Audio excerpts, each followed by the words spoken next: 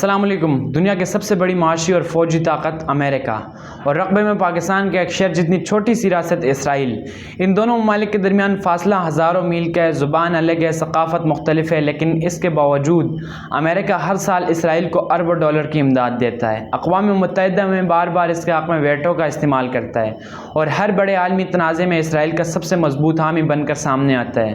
سوال یہ ہے کہ آخر ایسا کیوں ہے؟ کیا یہ صرف دوستی ہے یا اس کے پیچھے تاریخ، سیاست، فوجی مفادات، مذہبی عوامل اور جیو پولیٹکس کا کوئی بہت بڑا راز چھپا ہوا ہے؟ آج کی ویڈیو میں ہم 1948 سے لے کر آج تک امریکہ اور اسرائیل کے تعلقات کی پوری کہانی آسان زبان میں سمجھیں گے۔ آخر تک ضرور دیکھیے گا، کیونکہ جیسے جیسے یہ کہانی آگے بڑھے گی آپ کو معلوم ہوگا کہ دنیا کی سیاست میں یہ رشتہ اتنا عام کیوں ہے۔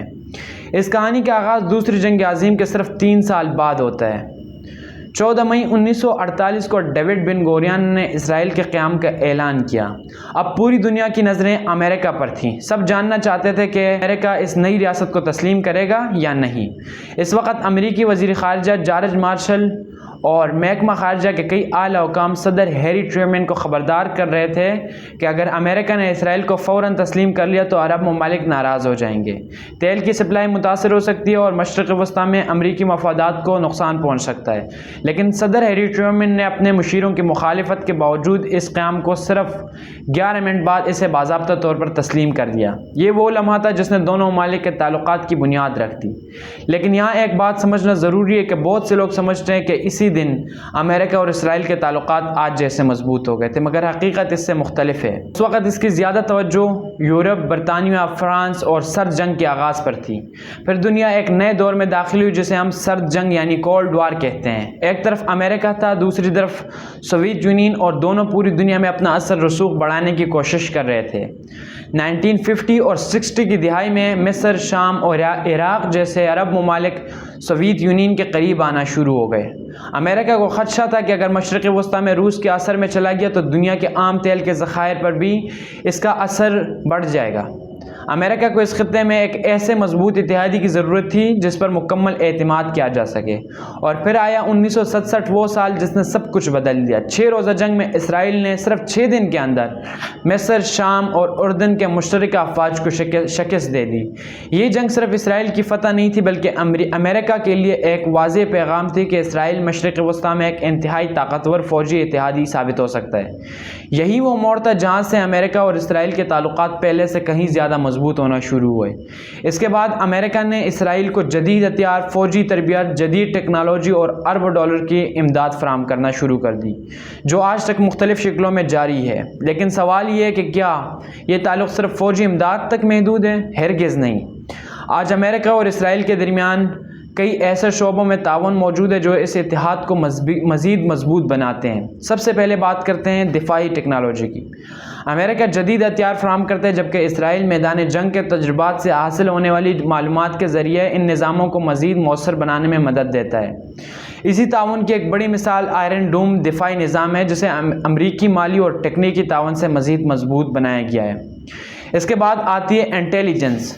اسرائیل کی خفیہ ایجنسی موساد اور امریکہ کی CIA دہشت گردی، ایران کے مشرق وسطیٰ اور دیگر سیکورٹی معاملات پر مسلسل معلومات کا تبادلہ کرتی ہیں۔ یہ تعاون امریکہ کے لیے اسرائیل کو صرف ایک دوست نہیں بلکہ ایک عام اسٹریٹجک پارٹنر بنا دیتا ہے۔ لیکن اگر کہانی صرف یہیں تک ہوتی تو شاید ہر امریکی صدر ایک جیسی پالیسی اختیار نہ کرتا۔ اصل وجہ امریکہ کے اندر سیاست پر بھی ہے۔ امریکہ میں AIPAC ایک طاقتور لابی گروپ سمجھا جاتا ہے جو اسرائیل کے حق میں پالیسیوں کی حمایت کرتا ہے اور امریکہ کی امریکی سیاست پر اثر انداز ہونے کی کوشش کرتا ہے۔ اس کے ساتھ ساتھ لاکھوں کرسچن ایونجیلیکل ووٹرز بھی اسرائیل کی حمایت کرتے ہیں۔ ان کے مذہبی عقائد کے مطابق اسرائیل کی اہمیت بہت زیادہ ہے، اسی لیے کئی سیاستدان اس کی حمایت حاصل کرنے کے لیے بھی اسرائیل کے حق میں موقف اختیار کرتے ہیں۔ اگر ہم موجودہ دور پر نظر ڈالیں تو دنیا پہلے جیسے نہیں رہی۔ چین ایک بڑی معاشی طاقت بن چکا ہے، روس اب بھی عالمی سیاست میں اہم کردار ادا کر رہا ہے، ایران مشرق وسطیٰ میں ایک عام علاقائی طاقت ہے، اور غزہ سمیت کئی تنازعات نے پوری خطے کو مسلسل کشیدگی میں رکھا ہوا ہے۔ لیکن ان تمام تبدیلیوں کے باوجود امریکہ آج بھی اسرائیل کو اپنا سب سے عام اتحادی سمجھتا ہے۔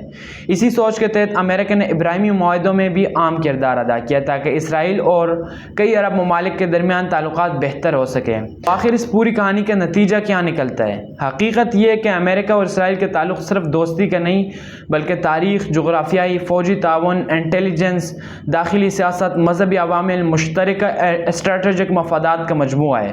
شاید یہی وجہ ہے کہ امریکی صدور بدلتے رہتے ہیں، حکومتیں تبدیل ہوتی رہتی ہیں، لیکن اسرائیل کے بارے میں امریکی پالیسیاں بڑی حد تک برقرار رہتی ہیں۔ اب آپ کی کیا رائے ہے؟ کیا آنے والے برسوں میں چین اور روس کے بڑھتے ہوئے اثر رسوخ سے امریکہ اور اسرائیل کے تعلقات میں کوئی بڑی تبدیلی آ سکتی ہے؟ کیا یہ اتحاد پہلے کی طرح مزید مضبوط رہے گا؟ اپنی رائے کمنٹس میں ضرور بتائیں۔ اگر آپ کو یہ ویڈیو پسند آئی ہو تو ویڈیو کو لائک کریں، اپنے دوستوں کے ساتھ شیئر کریں اور ایسی ہی مزید معلوماتی ویڈیوز کے لیے ہمارے چینل کو سبسکرائب کرنا نہ بھولیں۔ ملتے ہیں اگلی ویڈیو میں، تب تک کے لیے اللہ حافظ، بائے۔